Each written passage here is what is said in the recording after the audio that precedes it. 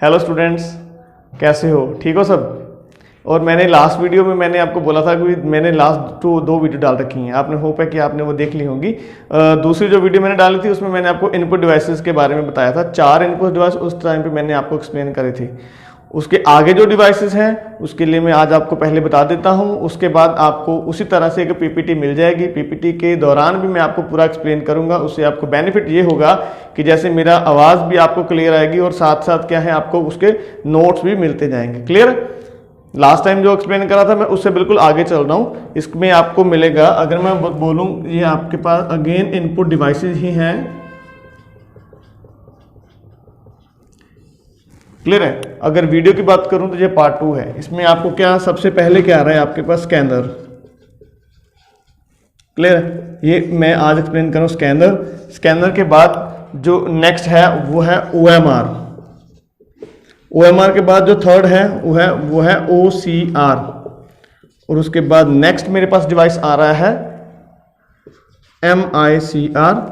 और 5th number पे मैं आपको एक्सप्लेन करूंगा माइक्रोफोन, जिसको हम MIC माइक भी बोल देते हैं, MICROPHONE माइक्रोफोन भी बोल देते हैं, जैसे आपको ठीक लगी। और उसके बाद मेरे पास लास्ट में मेरे पास जो है वो है टच स्क्रीन। ठीक है, स्कैनर में डिवाइस आ जाता है। स्कैनर में 2 पार्ट्स में इसको ले लेता हूं। एक तो इसमें आ जाता है फ्लैट बेड, और फ्लैट बेड के बाद दूसरा क्या आ जाता है? Hand held. डोंट वरी, अभी मैं आपको सिर्फ उसके नेम बता रहा हूं, लेकिन इसकी जो एक्सप्लेनेशन है वो आपको नेक्स्ट, इसी वीडियो के नेक्स्ट आपको मिल जाएगी। क्लियर है?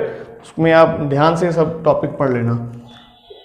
ये बेसिकली क्या करता है? ये स्कैनिंग करने के लिए होता है। OMR इसको बोलते हैं ऑप्टिकल मार्क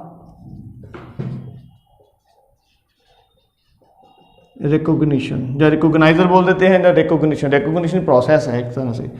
इसको बोलेंगे ऑप्टिकल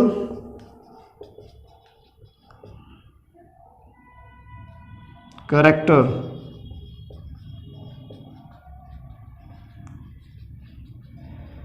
रिकॉग्निशन। और लास्ट में जो स्कैनर का ही पार्ट आ जाता है उसको बोलते हैं magnetic ink character recognition. Magnetic ink character recognition. Microphone आ गया और टच स्क्रीन आ गया। टच स्क्रीन और आइदर एक टच पैड भी आपके पास है, टच स्क्रीन भी है और टच पैड भी है, दोनों अलग अलग आ जाते हैं। ठीक है बेटा, अभी इसके बाद जो पीपीटी स्टार्ट होगी उसको ध्यान से देखना। कोई डाउट होगा तो मुझसे पूछना। यही सब मैं आपके एक्सप्लेन करने वाला हूं पीपीटी के साथ। क्लियर है? ओके बेटा, अभी पीपीटी स्टार्ट हो रही है। ओके,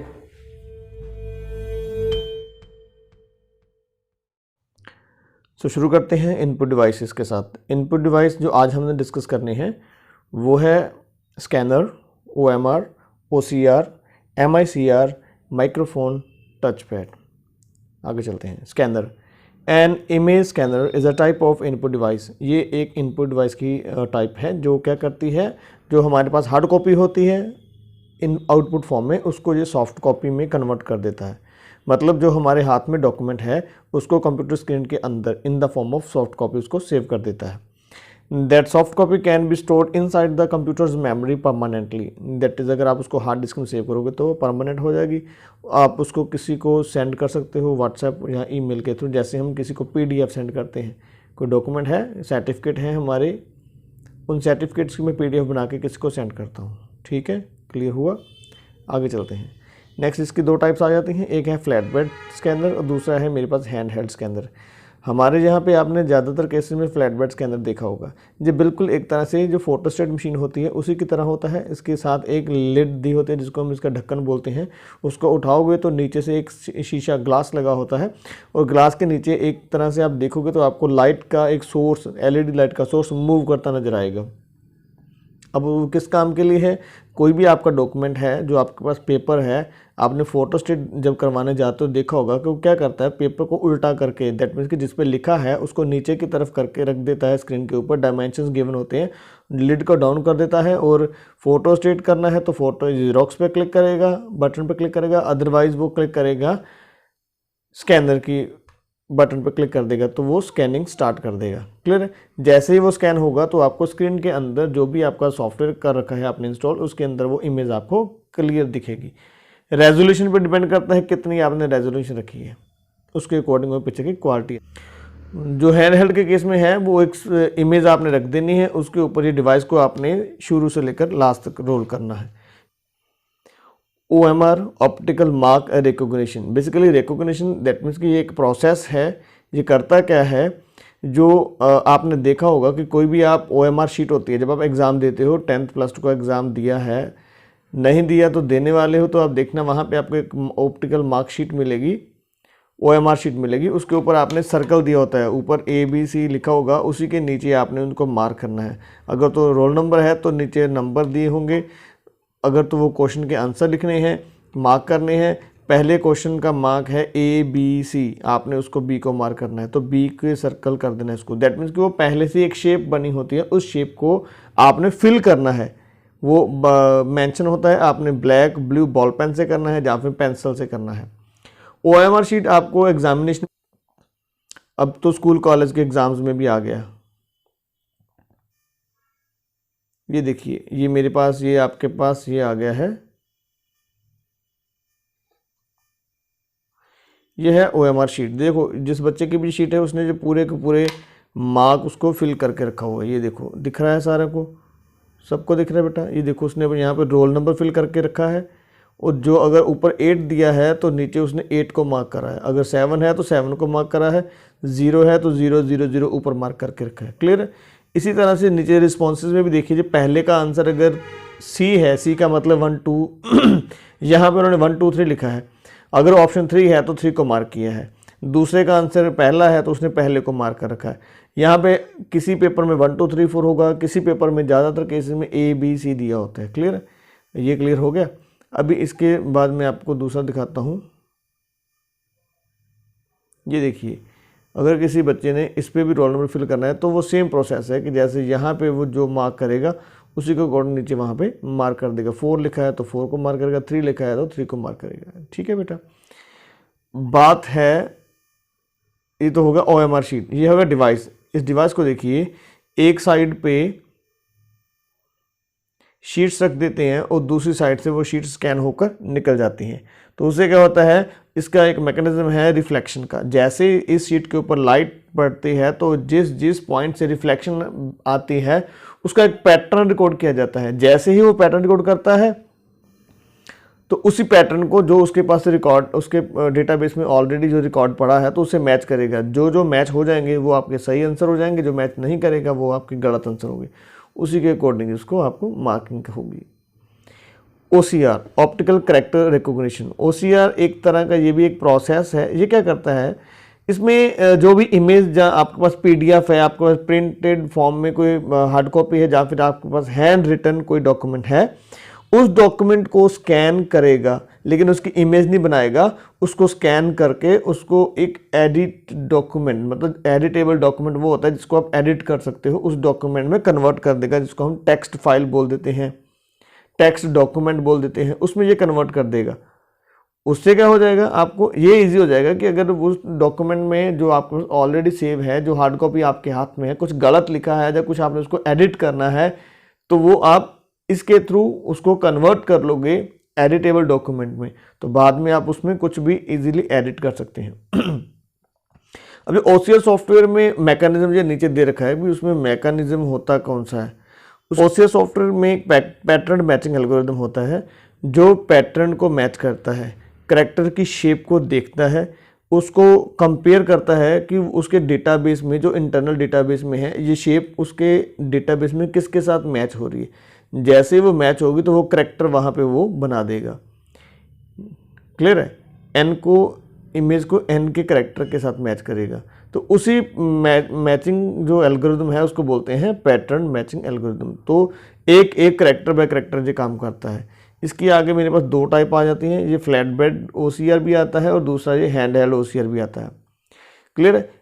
फ्लैट बेड में क्या होता है, पूरी शीट को एकदम से आपने उसके ऊपर रख देना है, तो लिड को डाउन कर देना है, जैसे वो नॉर्मल स्कैनर का काम है उसी तरह से जिसको स्कैन करेगा और उसको कन्वर्ट कर देगा, क्योंकि इसके साथ सॉफ्टवेयर आपको मिला होगा, वो सॉफ्टवेयर का काम है इसको कन्वर्ट करना। अगर तो किसी के पास हैंड हेल्ड OCR है तो हैंड हेल्ड में थोड़ा सा आपको ध्यान से ये जो लाइन बनी होती है उस जो दैट मीन्स की जो टेक्स्ट लिखा है, टेक्स्ट की एक लाइन है, उस लाइन के ऊपर इस डिवाइस को पकड़कर आपने मूव करना है। देखिए इस डिवाइस को यहाँ से पकड़ के उसके ऊपर मूव करोगे तो वो पूरा का पूरा उसके ऊपर जैसे ही ये मूव करेगा उसी प्रकार से आपको स्क्रीन के ऊपर टेक्स्ट टाइप होता नजर आएगा। क्लियर? अपीयर हो जाएगा सबको उसके ऊपर।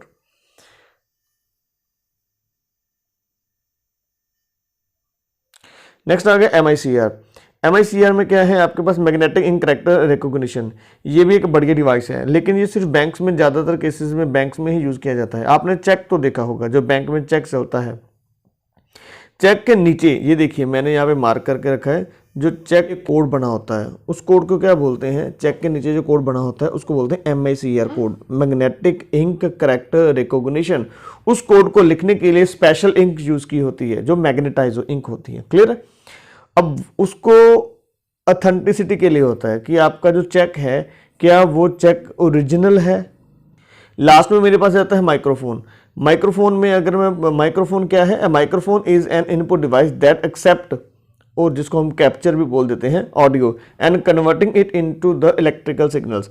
जैसे मैं बोल रहा हूं तो मेरी आवाज़ को जो माइक कैप्चर कर रहा है, कैप्चर करने के बाद ये रिकॉर्डिंग कर रहा है, इसको एम्पलीफाई करना होगा तो एम्पलीफाई भी करेगा। बहुत सारे सॉफ्टवेयर आ जाते हैं जो साउंड, जो सराउंडिंग में साउंड चल रहे हैं, नॉइस चल रही है, तो उस नॉइस को कंट्रोल कर देते हैं, कम कर देते हैं, और जो आवाज़ की क्वालिटी है उसको बढ़िया कर देते हैं। क्लियर?